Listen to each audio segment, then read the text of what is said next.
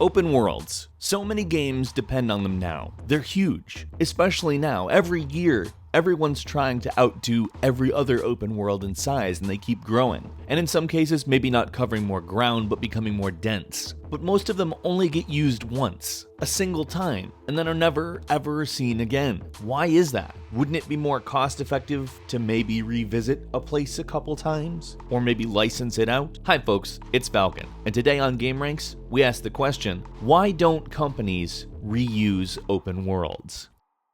So let's just say it right off. The budget for a AAA game has skyrocketed in the last decade. A game can cost hundreds of millions of dollars to make at this point, and that money's got to come from somewhere. Not every AAA company has a big library of games, it's just constantly making them money. Although I'm pretty sure Rockstar Games never has to worry about money again. They could probably blow everything that they have right now and tomorrow be back, so to speak. And they're the kings of open world. And the reason for that is because they build dense, very lived-in feeling open worlds that could very well be on a level of detail that you might see in just about anything, linear or non-linear. And the budget for that game, $265 million to develop that game. And considering the size and density of that open world, it doesn't even really seem absurd. I mean, in terms of how many people it could probably feed who are currently starving, yes, it's kind of absurd to spend that kind of money making a video game, but when the sales easily exceed $1 billion, which they did in 2013, and the following year it made another $1 billion.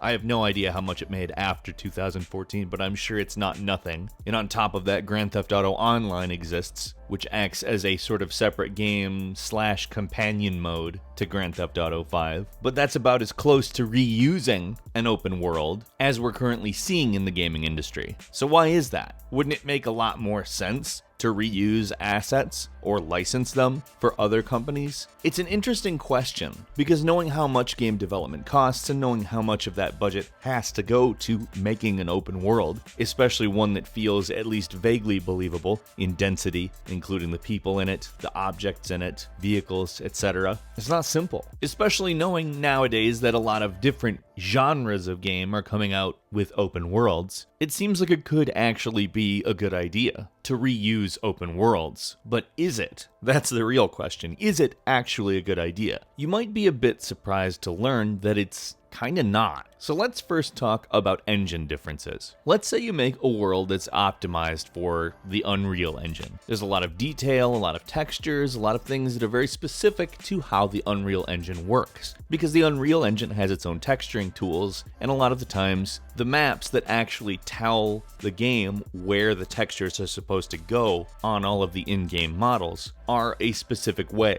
It's proprietary a lot of the times, not necessarily with Unreal, but I'm saying with a certain amount of engines out there, it is proprietary. Now let's say a company that made a game on Unreal Engine was bought by EA, and they wanted to make another game that featured that exact same world, maybe not necessarily the same game, but the same world. But EA works primarily in Frostbite now. Now again, Unreal technology and Frostbite technology are not the same thing. It's not just textures, it's a large amount of things. Anything in-world that maybe creates particles or has some sort of element other than just geometry. For instance, some things may be scripted in-world, and that's part of the artistic thing, because let's say you need somewhere where a door opens. That door opening depends on a script. That script is not going to go between Unreal and Frostbite. It's just not possible, so that door needs to be redone. And maybe certain textures are transparent, and one of the engines handles things like transparency or other effects differently. That stuff's not going to translate either, you have to redo that. And like I said with particle systems, they may reference entirely different routines in engine. Probably the only thing you'll actually be able to reliably port between engines is the actual geometry itself. And in some cases, that's probably not even true on account different engines may render different faces. That is to say, the face of a polygon may be intended to be smooth and it doesn't render smooth, or it may be intended to be solid and it doesn't render solid. If you've ever done any 3D modeling work, you would know that even importing standardized file formats to various different suites of modeling software can result in faces missing. Imagine having to check every single nook and cranny of an entire open world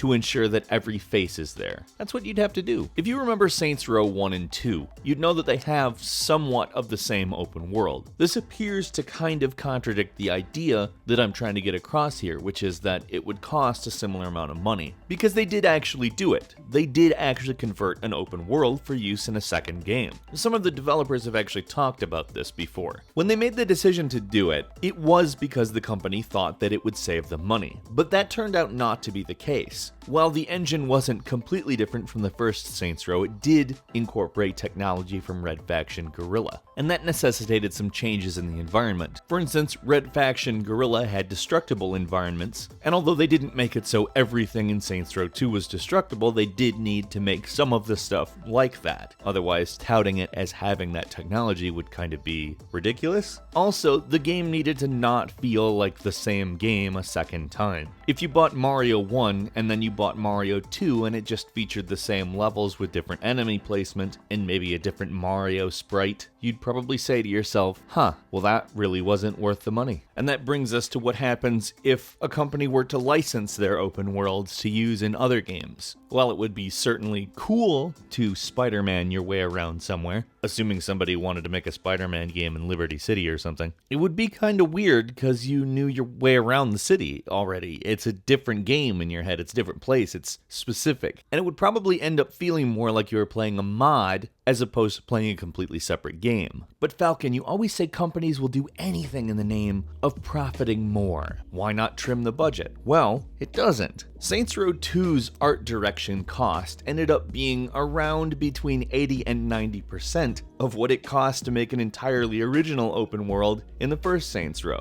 They still had to go through, check everything, make sure it worked, retexture things, make things more detailed, and they added enough so they could say that the map was 1.5 times the size of the original's map. But to go back to Spider-Man Liberty City, if you've ever played Saints Row 2 after playing Saints Row 1, and I have, it feels like playing an add-on or a DLC or something more, at least until you get going. If you progress through the story, it's obviously different. But even though there's lots of additions as far as what you can do in Saints Row 2, it is much more of a sandbox game than the first. It still ended up feeling like I was kind of playing the first one, but enhanced. And if you told me that's how it would have felt, I don't know that I would have really wanted to pay $60 for it. Maybe more than it would cost for a DLC, on account they did do quite a bit with Saints Row 2. But if that had become the norm, where games just repeatedly took place in the same open worlds, just a little bit bigger, a little bit more dense, a little bit flashier, with a little bit more tech on display, it would probably feel not worth it. Repeatedly not worth it, on top of that. People are really sick of remakes of movies. Imagine if when they made a sequel to a movie, they just cut new footage in with the old movie's footage, and said it was 1.5 times the movie. If they were actually representing that as a different movie, you'd